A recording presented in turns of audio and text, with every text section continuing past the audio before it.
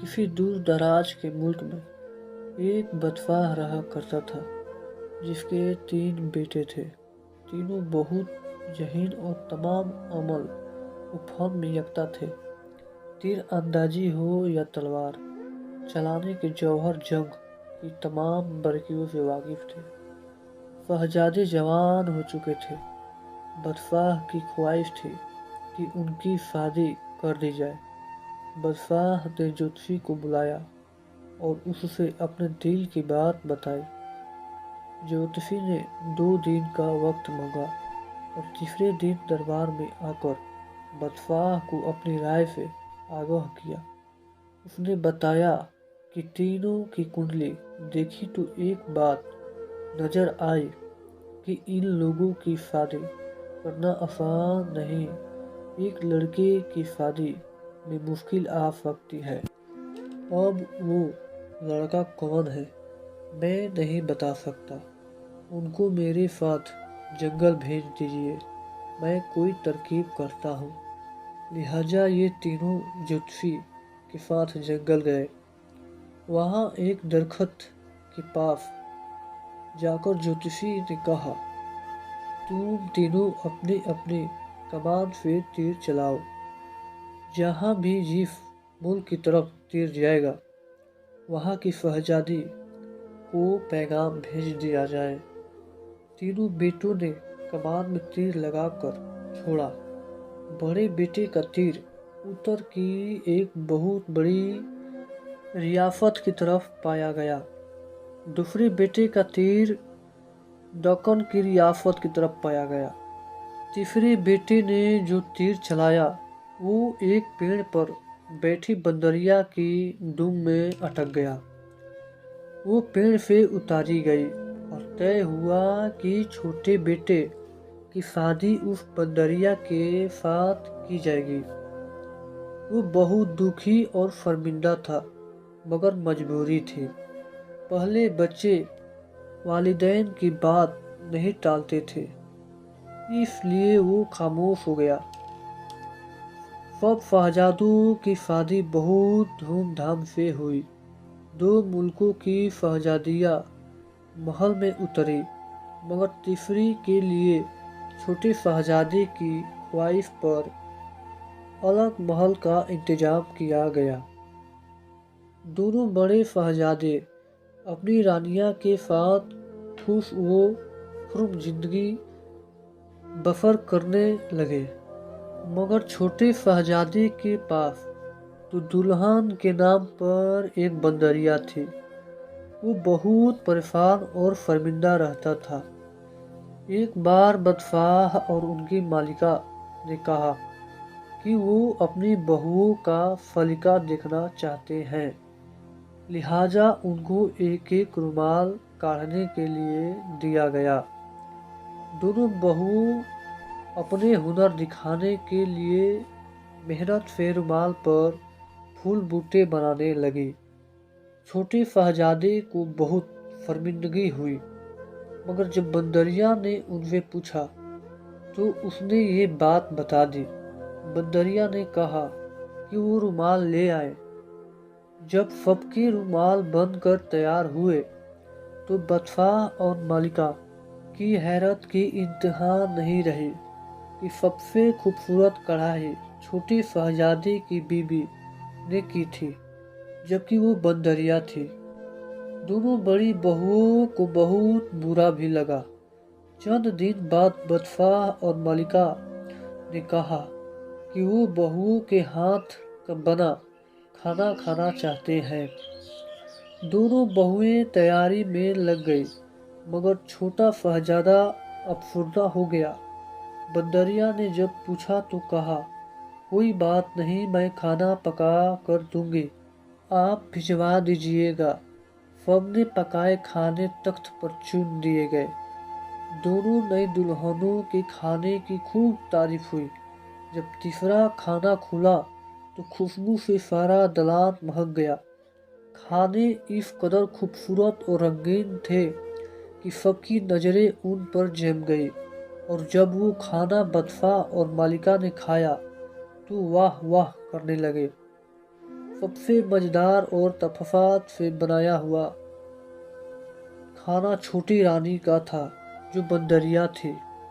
बालिका और बदशाह को एक बार फिर सब दुल्हनों को एक साथ देखने को दिल चाहा। इस बार छोटा शहजादा रो पड़ा।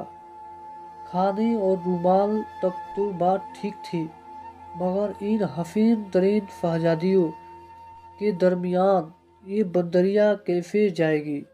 बंदरिया के पूछने पर शहजादे ने सारा माजरा कह दिया। छोटी बहू ने तसल्ली दी, शर्त यही है कि आप वहाँ न जाइएगा, मैं डोली में बैठकर अकेले ही जाऊंगी।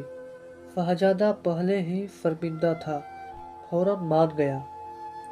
पहली बड़ी दुल्हन सामने आई। बहुत हसीन लड़की थी, गुलाबी लिबास में सज रही थी। मझली दुल्हन ने हरा लिबास पहना था और बहुत सारे जेवरात से आरास्ता थे। फिर डोली से छोटी दुल्हन को उतारा गया। उसके गोरे सफेद पैरों में पाजेब जगमगाई, और जब उसने चादर उल्टी तो बालिका और बदशाह उसको देखते ही रह गए। गहरे सुर्ख रंग में एक नगीना की सूरत, उसने झुककर सलाम किया। उसके बालों में अफवाह चमक रही थी। गुलाबी चेहरा, खूबसूरत होठ और छरेरा बदन, वो एक फूलों की डाली सी महसूस हो रही थी। तीनों बहुएं साथ बैठी थी और उसके चेहरे की रोशनी से सारा महल रोशन था। सारे लोग हैरत से देख रहे थे। किसी ने छोटे शहजादे तक ये खबर पहुंचा दी कि उसकी दुल्हन तो एक परी जैसी है। शहजादी ने शर्त तोड़ दी और छुप कर उसे देखा और घोड़े पर बैठकर वापस अपने महल पहुंचा। अपनी दुल्हन के कमरे में जाकर उसने देखा कि बंदरिया की खाल एक तरफ रखी है। उसने फौरन वो खाल उठाई और मसाल से उसकी आग दी। उधर छोटी दुल्हन को अचानक बहुत बेचैनी हुई और वो इजाज़त तलब करके डोली में बैठ गई। उसकी पाजेब से पैर झुलसने लगे और धीरे धीरे सारे जिस्म में आग भरने लगी। वो जलने लगी। डोली जब तक महल में पहुंची वो काफी जल चुकी थी।